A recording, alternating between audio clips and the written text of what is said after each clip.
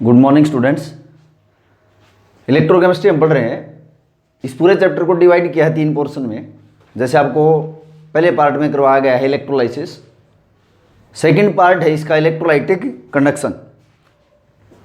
Electrolytic conduction होता क्या है? इलेक्ट्रिकल कंडक्शन है किसके कारण? ड्यू टू मूवमेंट या फ्लो ऑफ आयंस। आयंस की मूवमेंट के कारण जो इलेक्ट्रिक करंट कंडक्शन होता है उसको हम इलेक्ट्रोलाइटिक कंडक्शन बोलेंगे। इसी से रिलेटेड टॉपिक है अब factors affecting electrolytic conduction. Electrolytic conduction को जो फैक्टर्स अफेक्ट करेंगे वो हम पढ़ेंगे इसमें। जैसे फर्स्ट फैक्टर है नेचर ऑफ इलेक्ट्रोलाइट।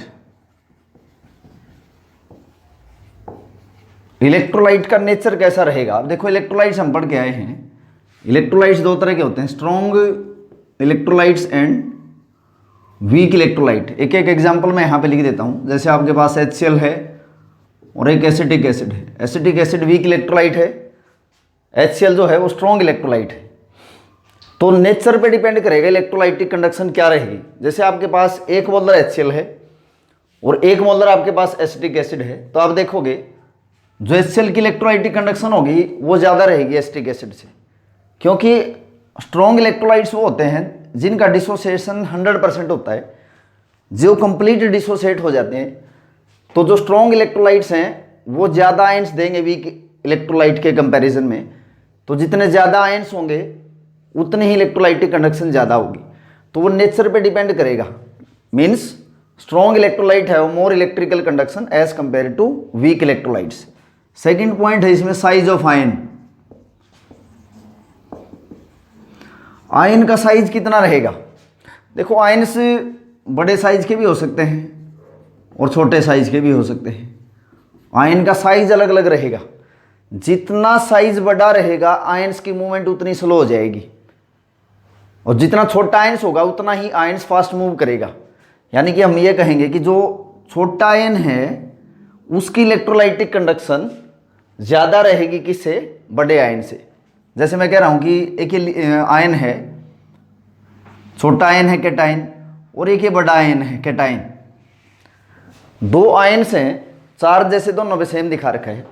तो ये छोटा जो आयन रहेगा ये इलेक्ट्रोलाइटिक सॉल्यूशन में फास्ट मूव करेगा। तो सेकंड फैक्टर हो गया इसमें साइज ऑफ आयन। तीसरा है टेम्परेचर का। टेम्परेचर का इलेक्ट्रोलाइटिक कंडक्शन पे क्या फर्क पड़ेगा?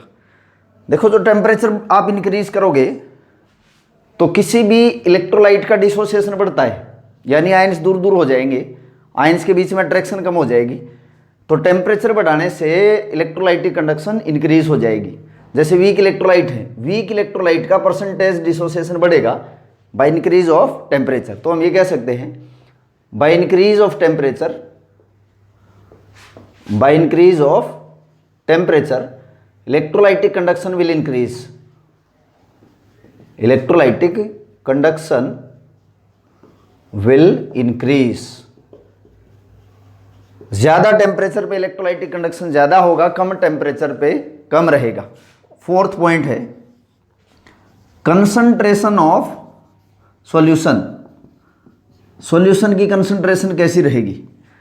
देखो कंसंट्रेशन में मीनिंग हमारा है सॉल्वेंट कितना रहेगा।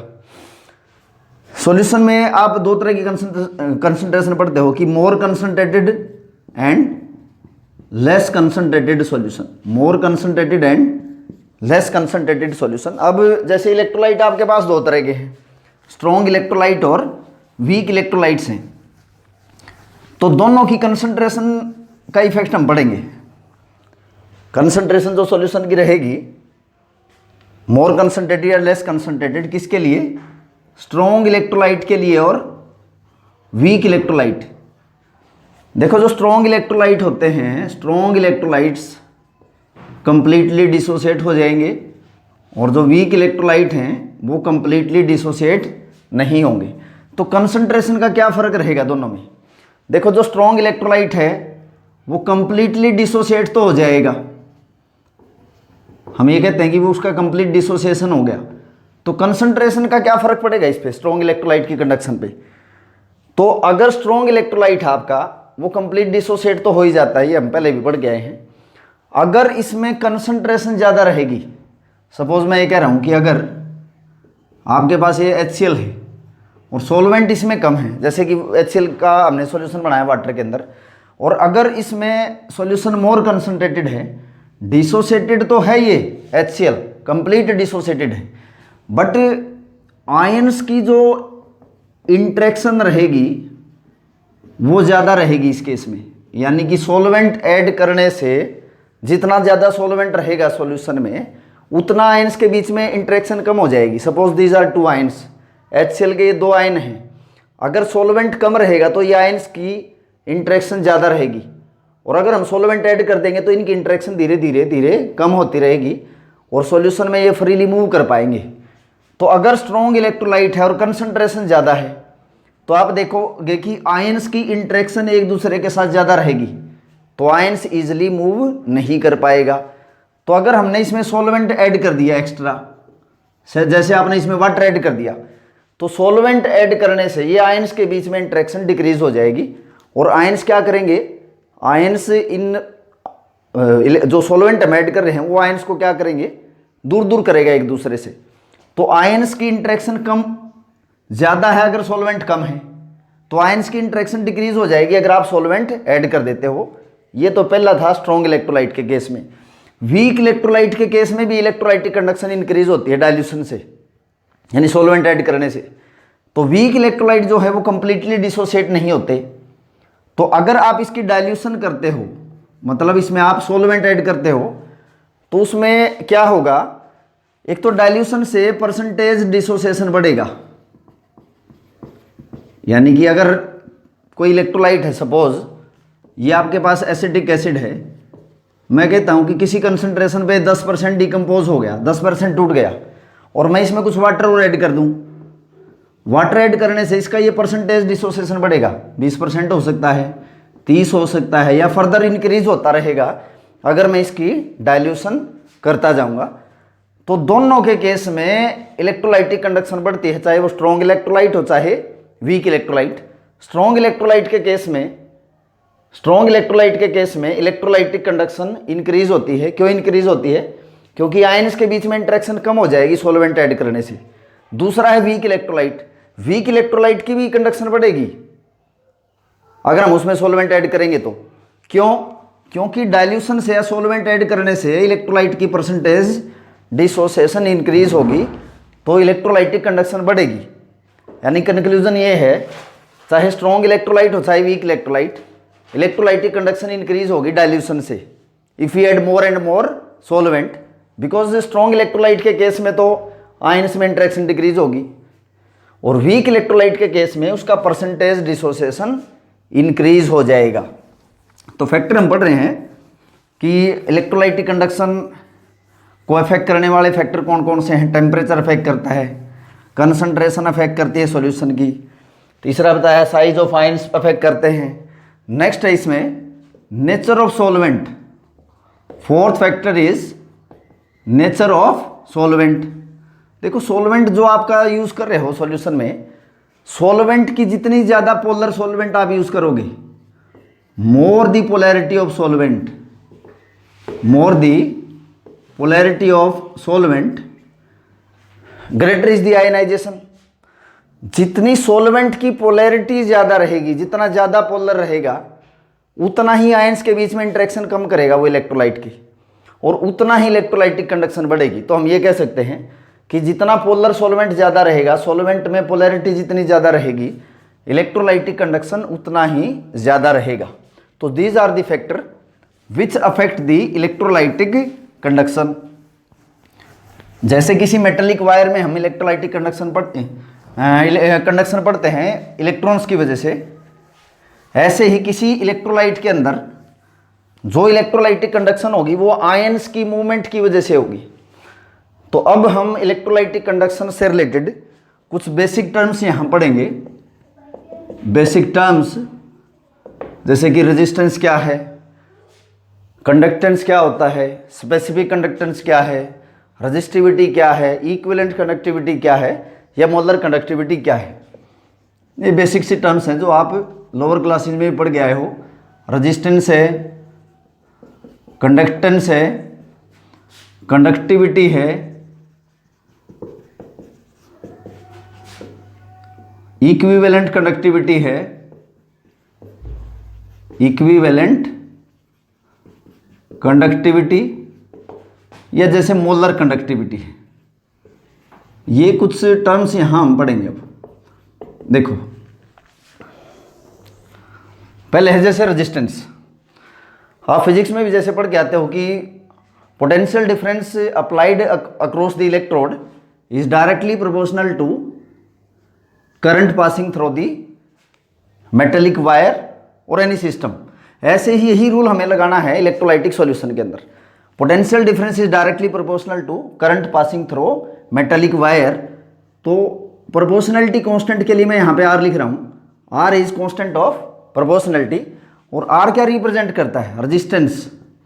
तो ऐसे ही अगर आपके पास कोई इलेक्ट्रोलाइटिक सॉल्यूशन है जिसमें आयंस रहेंगे, पॉजिटिव और नेगेटिव आयंस, इनके अंदर भी कुछ ना कुछ रेजिस्टेंस रहेगा। तो रेजिस्टेंस की यूनिट क्या होती है? जैसे हम पढ़ गए हैं, रेजिस्टेंस की यूनिट होती हैं ओम।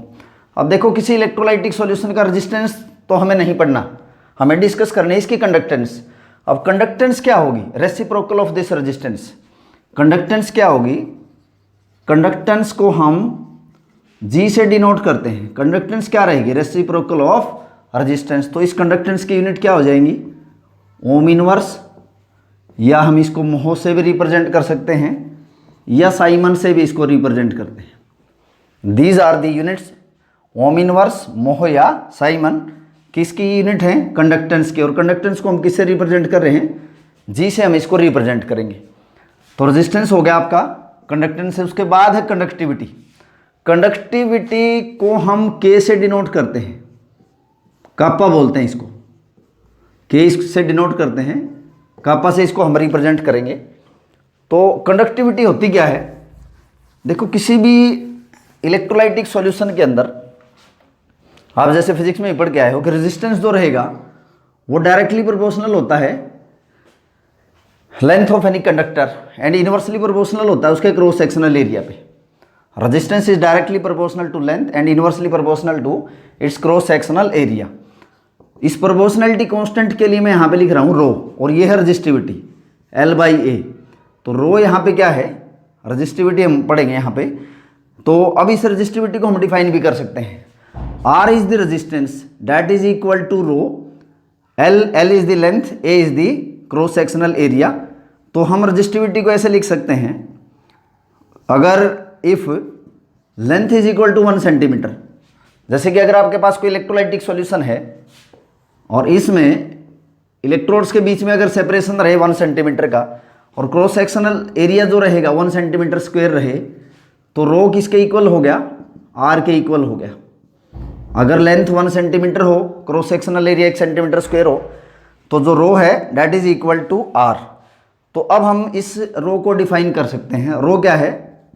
रजिस्टिविटी, रजिस्टिविटी या स्पेसिफिक रेजिस्टेंस। तो अब हम इसको डिफाइन कर सकते हैं। तो रो क्या है? Resistance of any electrolytic solution whose length is 1 centimetre and cross sectional area is 1 centimetre square. तो यहाँ से अब हम इस रजिस्टिविटी की यूनिट भी एक्सप्लेन कर सकते हैं। तो रो को कैसे लिखोगे? R into A by l. Rho is equal to, इसके साथ मल्टीप्लाई है, ये डिवाइड में चला गया। तो rho is equal to R into A by L. और R क्या है? R की यूनिट क्या रहेंगी? ओम। ए क्या है? सेंटीमीटर स्क्वायर, और दिस L इज सेंटीमीटर। तो क्या यूनिट बन जाएंगी? Ohm centimetre. This is the unit of rho. Rho क्या है? स्पेसिफिक रेजिस्टेंस और रजिस्टिविटी। अब देखो, किसी भी इलेक्ट्रोलाइटिक सॉल्यूशन की हमें रजिस्टिविटी ना पढ़ के हमें क्या पढ़नी है? उसकी कंडक्टिविटी पढ़नी है। कंडक्टिविटी को कैसे रिप्रेजेंट करेंगे? कापा से हम डिनोट करते हैं, के से। तो जो स्पेसिफिक कंडक्टिविटी है ये रहेगा रेसिप्रोकल किसका? रजिस्टिविटी का। कंडक्टिविटी किसी सॉल्यूशन की ज़्यादा होगी अगर उसकी रजिस्टिविटी कम रहेगी।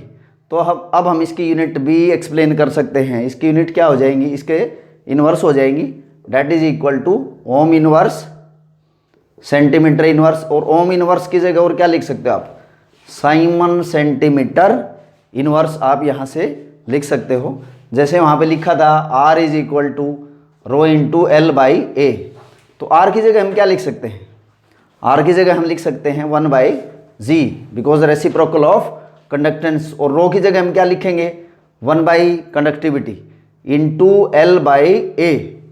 तो कंडक्टिविटी अगर आपको किसी सॉल्यूशन की निकालनी है तो कंडक्टिविटी किसके इक्वल होगा, G into conductivity is equal to G into L by A. And what is G, G is conductance and what is L by A, L by A को हम सेल कांस्टेंट बोलेंगे, इसको जी star से भी हम denote कर सकते हैं। तो जो कंडक्टिविटी है that is equal to G into G star, ये रिलेशनशिप हमारा आ गया कि किसी भी इलेक्ट्रोलाइटिक सॉल्यूशन की जो कंडक्टिविटी होगी that is equal to the product of conductance into L by a which is known as cell constant.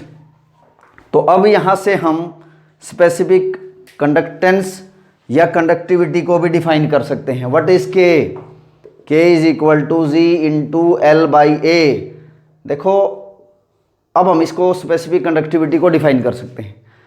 ये है कंडक्टेंस किसी भी इलेक्ट्रोलाइटिक सॉल्यूशन की जी। देखो अगर कोई आपके पास इलेक्ट्रोलाइटिक सॉल्यूशन है, उसमें जो इलेक्ट्रोड्स के बीच में सेपरेशन रहेगा, अगर उसकी लेंथ 1 सेंटीमीटर हो और cross sectional area 1 centimetre square हो तो के जी के इक्वल हो गया। तो अब हम इसको डिफाइन कर सकते हैं स्पेसिफिक कंडक्टेंस को। स्पेसिफिक कंडक्टेंस और कंडक्टिविटी कैसे डिफाइन करेंगे, स्पेसिफिक कंडक्टेंस और conductivity is defined as conductance of an electrolytic solution whose length is 1 centimetre और cross sectional area is 1 centimetre square. या हम ये भी कह सकते हैं conductance of an conductivity is defined as conductance of an electrolytic solution whose volume is 1 cubic centimetre. अगर कोई इलेक्ट्रोलाइटिक सॉल्यूशन आपके पास है जिसमें कैटायंस और एनायंस रहेंगे, आयंस रहेंगे, तो अगर उस कंटेनर का वॉल्यूम 1 क्यूबिक सेंटीमीटर रहेगा तो जो आयंस की कंडक्टेंस होगी उसको हम स्पेसिफिक कंडक्टेंस या कंडक्टिविटी बोल सकते हैं। के को हम स्पेसिफिक कंडक्टेंस, के क्या डिनोट करता है, स्पेसिफिक कंडक्टेंस इसको बोल सकते हैं, या हम इसको कंडक्टिविटी भी बोल सकते हैं। तो वहां पे लिखा है जैसे K is equal to G into L by A. मैं ये कह रहा हूं कि अगर ये आपके पास एक कोई कंटेनर है, इलेक्ट्रोड्स आपने यूज कर रखी हैं, जैसे ये आपके पास कोई कंटेनर है, इस कंटेनर का वॉल्यूम अगर मैं कह रहा हूं कि 1 क्यूबिक सेंटीमीटर है, इसमें आयंस रहेंगे कैटायंस और एनायंस, 1 सेंटीमीटर 1 सेंटीमीटर और ये हो गया 1 सेंटीमीटर। यानी कि कोई कंटेनर है आपके पास जिसमें आयंस रहेंगे कैटायंस और एनायंस बहुत सारे। अगर किसी कंटेनर का वॉल्यूम 1 क्यूबिक सेंटीमीटर है और इसमें जितने भी आयंस रहेंगे उन आयंस की मूवमेंट की वजह से जो इलेक्ट्रिकल कंडक्शन होगा उसको हम स्पेसिफिक कंडक्टेंस या कंडक्टिविटी बोलेंगे। तो conductance of all the ions present in 1 cubic centimetre volume of solution is known as specific conductance या कंडक्टिविटी, क्योंकि हमने डायमेंशन स्पेसिफाई कर दिए हैं। जैसे कि 1 यूनिट वॉल्यूम लिया हमने 1 क्यूबिक सेंटीमीटर या 1 क्यूबिक मीटर, उसमें जितने भी आयंस रहेंगे उनकी जो कंडक्टेंस होगी मूवमेंट की वजह से उसको हम स्पेसिफिक कंडक्टिविटी बोलेंगे। तो रेजिस्टेंस हो गया, कंडक्टेंस हो गया हमारा, conductivity. Next term is equivalent conductivity. अब देखो इक्विवेलेंट कंडक्टिविटी होती क्या है। तो बेटा आज के लेक्चर में हमने डिस्कस किया है एक तो फैक्टर्स अफेक्टिंग इलेक्ट्रोलाइटिक कंडक्शन, ऐसे कौन कौन से फैक्टर हैं जो कि इलेक्ट्रोलाइटिक कंडक्शन को अफेक्ट करते हैं। And what is electrolytic conduction, ions की वजह से जो इलेक्ट्रिक करंट फ्लो होता है उसको हम इलेक्ट्रोलाइटिक कंडक्शन बोलेंगे। उसको अफेक्ट करने वाले फैक्टर हमने एक्सप्लेन यहाँ पे किए हैं। उससे रिलेटेड फिर हमने कुछ बेसिक टर्म्स यहाँ पे पढ़ी हैं कि जैसे रेजिस्टेंस क्या होता है, उसकी यूनिट क्या है, जी इज द कंडक्टेंस, कंडक्टेंस होता है क्या है जो कि रेसिप्रोकल है रेजिस्टेंस का, उसकी यूनिट। फिर मैंने आपको रेजिस्टिविटी बताई है या स्पेसिफिक रेजिस्टेंस, उसकी यूनिट बताई है। एंड के इज कंडक्टिविटी या स्पेसिफिक कंडक्टेंस।